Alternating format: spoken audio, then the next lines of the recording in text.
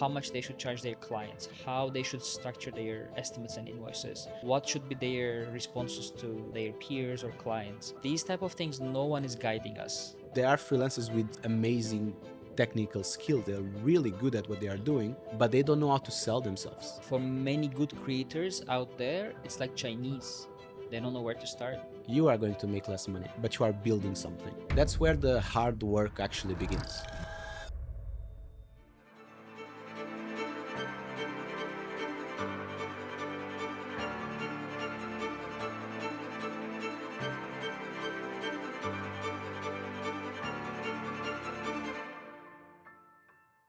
These are the first steps. I'm happy we are doing this. We wanted to do this for a very long time. This is what I'm looking at today. All right. Okay, so before creating an introduction to people saying like, "Hey, welcome to Red Space Podcast. In this podcast, we are aiming this and this and this." Why are we doing this? To create visibility for the brand, Yeah. first of all, to share knowledge that we gathered throughout our journey that can help people to, if they have the will and they see this as a goal to create an agency or to grow as a person or Yeah. to, with the goal of succeeding in life, because I believe that's the goal that we have. This can showcase lots of examples and lots of experiences that we've been through. Yeah. That unless you go through it, you'll never have. And it can be also a one-stop shop where if you are a freelancer, you want to become an agency, we are going to share all the details of how the process is, what are the things that you need to avoid, the tips and tricks if there's anything that we faced throughout our journey that probably we would do differently if we started now from zero. Yeah. And the journey till the end, because this is just the beginning. Okay. Also, there's other things that we are going to share that it's not only from company setup and agency point of view, it's also about communication, relationship with the clients, how to manage people, Yeah. how to take the right decisions. Yeah. And all these things together are the ones that makes you be valuable in the market. And a lot of people neglect some of these skills or these soft skills or these social skills, because at the end of the day, you have lots of people with good skills, technical skills, Yeah. where they are really good videographers or really good photographers, but then they don't know how to interact with the customer. Correct. Or they don't know how to sell what they are good. Correct. Because I can see someone really good in Instagram or in their portfolio, and I'm like, okay, this person is really good technically. But then when you start having a discussion with them, you realize that they are lacking so many other skills in order to fulfill their potential. And this is what we can unlock, because coming from the hospitality background where we had to deal with people a lot, that is something that it allowed us to grow more than just a small agency or from freelance to build this business that we have as it is today. And all these skills you will be able to find here. Well said. My take on this is certain things to you and me are automated. We know what to do. We are not even thinking today when we write an email or interact with people. But for many good creators out there, it's like Chinese. They don't know where to start. You ask them to write an email and they will start seeing, okay, what am I doing now? Because they don't do it on daily basis. Or when I work with a freelancer, I ask them to send me an official invoice, so things will be legal on my company paperwork. I cannot just go anyone and come work for me without any paperwork. It doesn't make sense in Dubai. So I ask them to send me official invoice. Then it clicks for them to go on Google, research how to make an invoice, all those things. Whereas for you and me, it's easy with a simple subscription. You can sort out all these things, but they don't hold the information, which is very valuable. So, how many years you're in Dubai now? Almost 13. I Almost came 13. in 2012, 3rd of August. You remember that? I don't remember my arrival date, but for me, it's been almost 8, 9 years now. Yeah, That's a long time. it's a long time, but it's good because all this research and things we learn along the way are now, thanks to this podcast, will be open for everyone. Okay, so our aim is exposure, share the information, educate freelancers or whoever wants to start a creative business in Dubai. But I think most of the tips and tricks works worldwide. Doesn't matter where you are. Customer care is customer care. Client relations is client relations. Yeah, definitely. I think 90% of what we are sharing here, it's going to be applicable throughout. I'm from Portugal. For sure, if a Portuguese agency sees this, they're going to be facing the same challenges. There might be certain specific topics that can be different, like, for example, bureaucracy side of things, legislation side of things. Yeah. Based on the country that they are, it might differ a bit. But in terms of all the rest, it should be quite similar. How to approach a client, how to manage your employees, how to Yeah. organize and structure your agency to make it as automated as possible, how to make everything work in a way that you create the base for everyone to just come in the office, start from not knowing anything, Yeah. and having those SOPs already created where it's pretty much a plug and play, and you can have someone that starting from just having technical skills of, let's say, a medium level to reach the level that we need them as the Yeah. company standard, it's going to be way faster because we have all these processes in Yeah. place. So all these processes and all the communication, like I was mentioning, this is all applicable in all agencies. It's kind of a blueprint, an A to Z Yeah. of how to grow your own agency. Yeah. And it should be, again, applicable everywhere. Another perspective here that I want to provide is um, over time, I shifted from in-house marketing to freelance to agency. Now we have an agency, and I'm trying to support other creators, freelancers. When I was doing that with some of them, we become friends along the way, and I'm giving them very valuable information of how much they should charge their clients, how they should structure their estimates and invoices, what should be their responses to their peers or clients. These type of things, no one is guiding us, and I never saw anyone guiding unless they are mentors of specific people. After I do this, they manage to set up their freelance businesses and everything, and then some of them ask me, "Why are you doing this?" Because especially in Dubai, in this industry, people are keeping information to themselves, thinking that they protect their business. Mm. To us, it works different.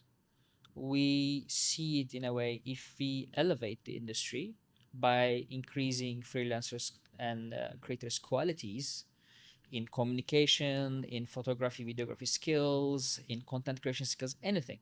The entire industry will be elevated and we will benefit from that in the end. Not in short term, but in long term. Mhm. So I explained to them because I want them to do the same thing. Because if you're a good and high level creator, there are new starters, new beginners. I want them to support others because we don't have much time to support everyone. This is why also we are trying to create this podcast and community so we can support more people. But I want everyone to be advocate of share the good stuff, basically. Don't keep it to yourself because there's no value in that. And now seeing them being successful makes us even happier. And them having all these good clients is not taking away anything from our business. Yeah. I don't see them as competitors at all because what we do is different than what they do. And as long as they keep their integrity with business, it will work. In sense of because they are freelancers, time to time they collaborate with other agencies. When that happens, I suggest not to share their personal pages and personal information with the client because they are there representing the agency that they are collaborating. And sometimes, if they are good creators, client asks, "Oh, why don't we shoot more things with you?" Correct answer is, "Yeah, but please contact this person who arranged me to come here, and he can arrange more or she can arrange more shootings with you that I can support." This should be the correct answer. But I know it's not always the case. Sometimes they directly exchange numbers and things, and suddenly agencies cut off. Freelancers are working with the end client. Yeah, obviously this is an integrity part of everyone, and everyone is different. Now this is a 50-50% issue because it doesn't come from the freelancer only. Yeah. It also comes from the marketing departments, and they trying to From the client ends as well. from the client end as well. So there's lots of things that you just mentioned that can be divided in many topics, Yeah. right? And how to deal with clients is one of them. How to sell yourself, it's another one. And in Dubai, you have a lot of layers in terms of creatives Yeah. and agencies and all this. When you put all together, you have the high end productions that are doing big commercials, or they are working with the government and barely doing things for social media like we are doing. Or if they do, it's not that their bread and butter. Yeah. Meanwhile, below that, you can find kind of our level where we do a bit of both. If it's necessary to do a really good commercial, we are doing shoots that at some point we look at them and we are like, this seems Netflix great. Yeah. Right. And we are not working with red cameras. We're not working with ARRI cameras. We just utilizing our gear to the best of our ability and the camera's ability. And if we have the time, this is very important. If we have the time, we can create amazing bangers. Yeah. Now, below us, you have other agencies that are more fast-paced content. Yeah. And More volume. they have more about volume. And I believe that this can be throughout all the industries in Dubai. Yeah. And then below that, you have the freelancers. Now, Yeah. the problem in Dubai is that you have very good freelancers. There are freelancers with amazing technical skills. They're really good at what they are doing, but they don't know how to sell themselves. Yeah. Because obviously, someone as a freelance, as a one man team, or even two, let's say, if it's like husband and wife and they're creating something together, this is still considered freelancing because maybe they still didn't take the steps to create their agency. They can totally be producing the same quality that we are. Yeah. But they just cannot market themselves because they don't have a brand behind. Correct. So if they don't have a brand behind, and this is a lot about perspective, is that old story that the client wants to see to believe kind of thing. And you can say, for example, you go for a shoot with a Sony A7S III and a 50 millimeter lens, and that's your all setup. And the client that is paying a good amount is going to be like, what the hell is this? Yeah. But you can also go with a full rig that it's 3 times the size. It looks 10 times more professional, Yeah. but we know that the client doesn't need that. Yeah. Right? But then again, that's how you sell yourself. Yeah. And how you manage to actually be paid your worth. And at the moment, that's the problem, because there's lots of good freelancers, but they are freelancers. Yeah. So obviously, they are kind of lowering the price and the standard. Yeah. For what the multimedia industry is in Dubai. Yeah. But unless they know better, they can't reach. At the end of the day, it's not about money, because freelancers in Dubai make a lot of money. Yeah. Especially after we travel Europe and see the prices and quality Yeah, there. exactly. Yeah. They make a lot of money, but they kill themselves. Yeah. Yeah. There are two edges. They either don't have enough client, they charge a bit of okay amount that they're comfortable with, but they don't have enough clients to be financially comfortable for a month, or they have so many shootings, they earn enough, but they question their life choices because Exactly. they work day and night. Even though they outsource some of the tasks, still they will be busy 7 days a week, and then question where is the exit or what's next, what am I doing. To them, when we say okay, this should be your price structure, that scares them. In mentoring coaching sense, it's a good thing because when you're scared, probably it's the correct move to chase. But they don't know yet, and they feel scared because this is the only thing that you earn your living, right? And you don't want to mess it up. But here's the thing: 90% of the times when you increase your prices, You shed all these clients who are valuing money over quality, and you end up working with clients who value your qualities more than money, Mhm. and then you end up working 50% less and earning same amount of money. Yeah, So money here is again not the main focus, but the focus is to have a healthy business, healthy freelance business, and healthy communications with clients. The part I think we will play a crucial role for those freelancers is to teach them how to communicate this with their client. Now, I don't think they can imagine going to their existing clients, 20 companies, and tell them, okay, this month I'm increasing 80%. Doesn't mm. make sense. This has to be in a way respectful to those businesses, and also teach them how to respect your business and qualities. Yeah, it has to be gradual.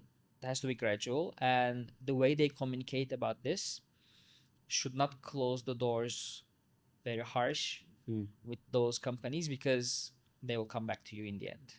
Yeah, definitely. That's a After they browse all these not as good quality as you, but cheaper because mm. they value money more, after they see that level of service, they will come back to you asking, hey, can we meet in the middle ground? And then you'll be happier in the end because you will be charging more in the end.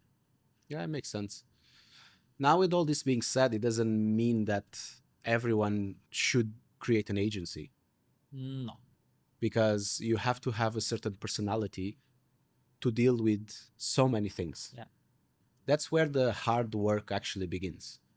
Yeah. Because you should be a freelancer, you should test your skills, you should learn how to be alone, how to be independent, and all the technical side of things you should learn. Yeah. And hopefully, while you are in your freelance journey, you can also develop some communication skills, some management skills, even if it's just to yourself. Because at some point you have your brain, you're controlling Yeah. yourself, and this is kind of a management, Yeah.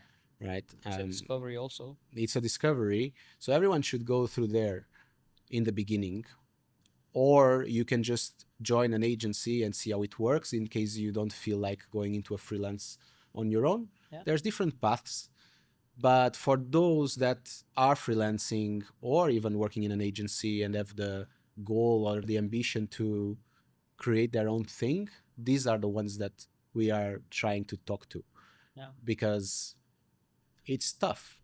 It's tough. People don't know. People don't know, and that's why we are here trying to kind of give a hand, showcasing examples and showcasing experiences that we've been through.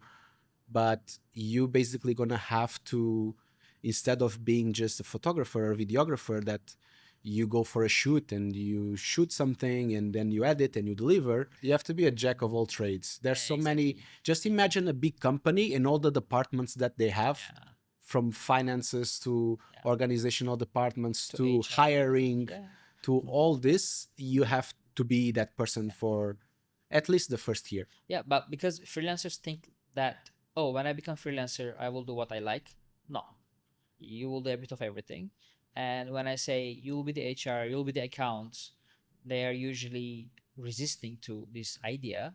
But even if you collaborate with another freelancer, you need certain HR skills to evaluate the other person, and if you can conduct business together Mm. in a clean manner. Or when I say you have to be your own accountant, if you cannot afford, and at the beginning no one can afford an accountant, um, speaking for Dubai, after you reach the threshold of 350,000 dirhams a year, you have to register for VAT and Mm. start doing your own taxes. Until you reach that level, you usually have no idea how it works. I mean, I didn't have any idea. I tried to outsource it from a very cheap company. I ended up paying 20,000 dirhams Yeah, as a fine. penalty as a fine.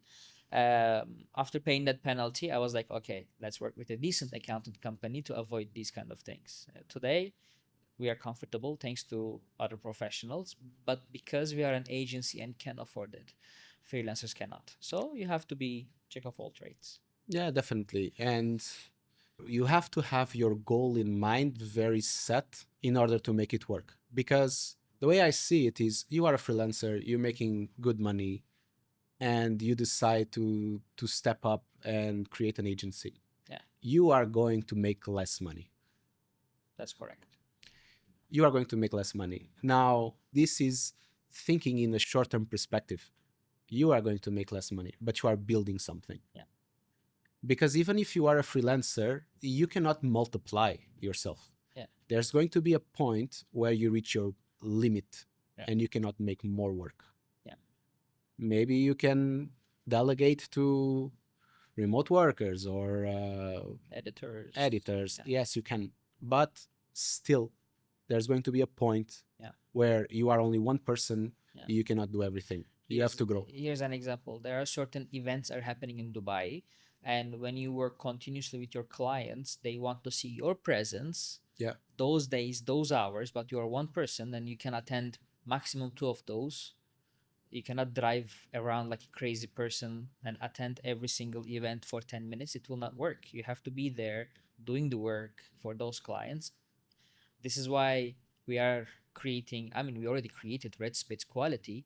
Doesn't matter if I shoot, you shoot, or our team members shoot, it will always be the same quality. But for freelancers, outsourcing only time to time will not work. It's a huge challenge.